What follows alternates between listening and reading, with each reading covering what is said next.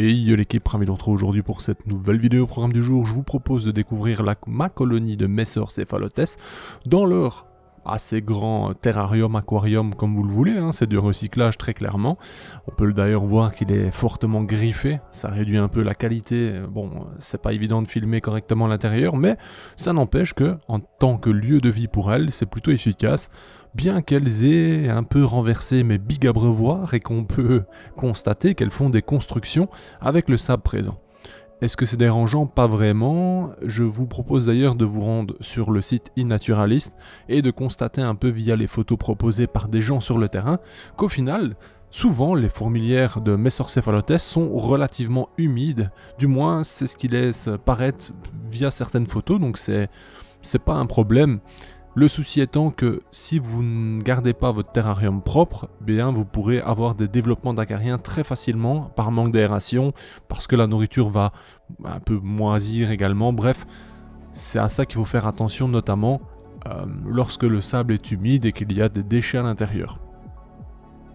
Pour le coup, moi, dans cette colonie, j'ai déjà eu des acariens, hein, même des détritivores ainsi que des acariens chasseurs.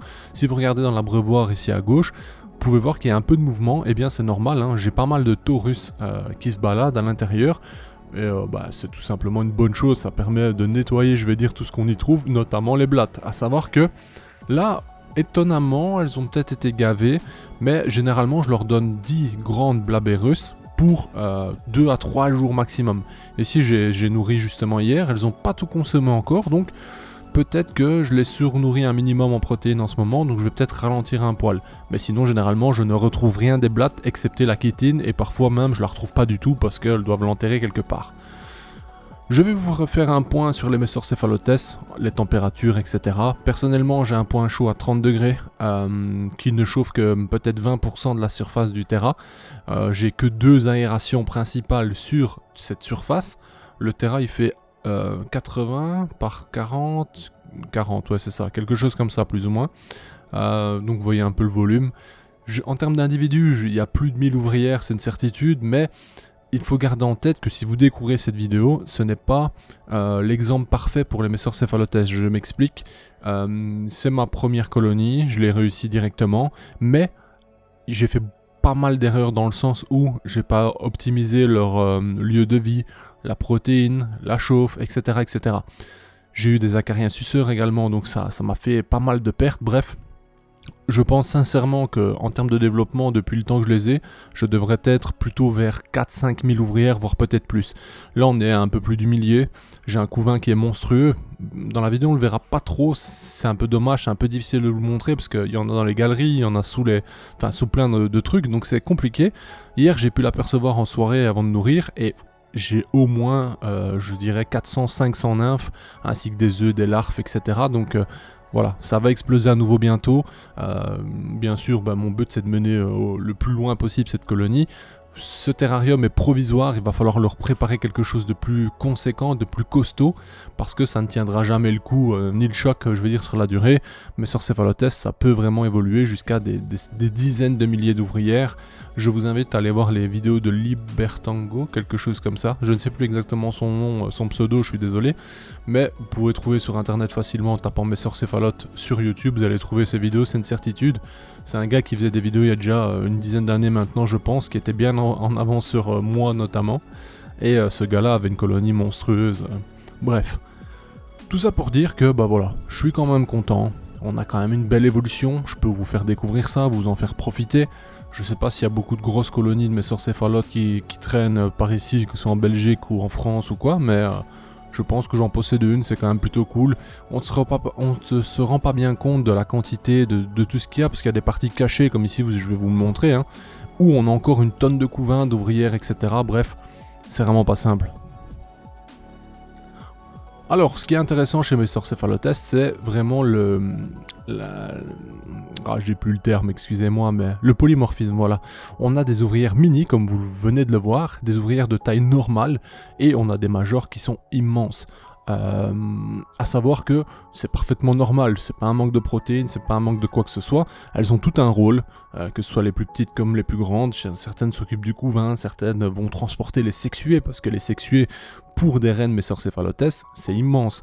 Je vous les avais déjà montré, d'ailleurs cette colonie avait déjà généré plusieurs reines, cette fois-ci elle m'en a pas fait encore, bon on verra plus tard, mais comme il y a eu quelques petits pépins, notamment acariens et autres, c'est peut-être ça aussi qui a un peu faussé, je veux dire, la suite des événements. Bon, la coloration, pas besoin d'en parler réellement, vous le voyez en image, c'est assez concret. On a un rouge bordeaux assez intense, un peu une cerise noire aussi, enfin bref, c'est magnifique. On a du orange légèrement sur le gastre. Messorcephalotes dite la plus grande du monde. Je l'ai obtenue via Hans HQ, une boutique en Angleterre, légalement. Parce que oui, il y a eu beaucoup de débats par la suite, hein, avec des pillages, des ci, des là. Bref, c'était tout un cinéma médiatique pour faire vraiment du vent, parce que bon, les gens se voilent la face malheureusement, mais dans plein de domaines c'est chaotique, c'est pas nouveau, ils le savent, mais bref, quand il y a de l'argent en jeu, là ça devient plus intéressant pour certaines personnes. Je parle pas de nous, je parle des gens plus hauts que nous, bref. Je suis pas là pour faire des débats, qu'importe, hein, mais voilà, tout ce qui s'est passé autour de l'affaire Messorcephalotes au Kenya avec les petits Belges, etc. Voilà, ça fait beaucoup de bruit pour rien. Lorsque c'est des mecs qui ont des millions d'euros qui vont sur place pour abattre des éléphants et ramener de l'ivoire, etc., parfois on fait moins de bruit. Vous voyez un peu l'idée. Passons au sujet. D'ailleurs, hein, une dernière anecdote, il y a certaines chaînes TV d'autres pays qui ont repris mes images pour diffuser et montrer présenter ce que c'est des Messorcephalotes, ce qui est complètement dingue. Mais bon, bref, qu'importe, je suis pas là pour payer un avocat, faire la guerre. Bref, c'est pas mon souci, mais si au moins ils auraient donné le nom de ma chaîne, ça aurait régalé un minimum, quoi. Enfin voilà. J'ai aussi des Messor Arenarius que je vous présenterai bientôt. Bon, elles évoluent bien aussi, il va falloir que je leur offre un nouvel espace, un nouvel environnement. Franchement, Messor, que ce soit céphalote ou qu'importe, d'ailleurs elle envoie 2 mortes, apparemment c'est leur poubelle à cet endroit-là. Donc je disais Messor, que ce soit céphalote ou les autres, ça reste vraiment une chouette espèce observée, il y a moyen de leur faire des trucs vraiment cool, elles font des greniers à grains, leur pain de fourmis, etc., etc. Si vous les observez sans faire de vibrations, vous allez découvrir pas mal de choses, pas mal de leur façon de faire, et c'est assez exceptionnel, donc pour ça franchement les Messor ça reste vraiment un superbe choix, c'est toujours agréable à observer, que ce soit des Messor aussi chers que celles en image, que des Barbarus qui coûtent pas grand chose chez nous, mais qui valent quelques dizaines d'euros ou centaines de dollars, je vais dire, à l'étranger. Voilà, chacun doit trouver son plaisir, hein. Le prix, sincèrement, ça fait pas tout, hein. Loin de là, hein. Elles ont le même comportement en soi. Bon, après, il y a la taille qui joue, la coloration, tout ça, quoi, mais bon, ce sont des détails au final. En tout cas, j'espère que cette vidéo sur les Messorcephalotes vous a plu, ce suivi, que vous puissiez les voir, les observer à nouveau. N'hésitez pas d'ailleurs à me suggérer dans les commentaires quelle espèce vous souhaiteriez voir pour les prochaines vidéos. Et je vais reprendre des collabs bientôt, hein, parce qu'il y a des boutiques qui sont dans l'attente justement de refaire des petites collaborations. Donc je vous dis à bientôt pour de nouveaux unboxings, de nouvelles vidéos et plus de contenu comme toujours. Prenez soin de vous et de vos familles. Bye. Hey, si toi aussi tu as apprécié la vidéo, n'oublie pas de t'abonner, de laisser un like, voire un commentaire, ou même de nous suivre sur les réseaux. Merci et à bientôt l'équipe.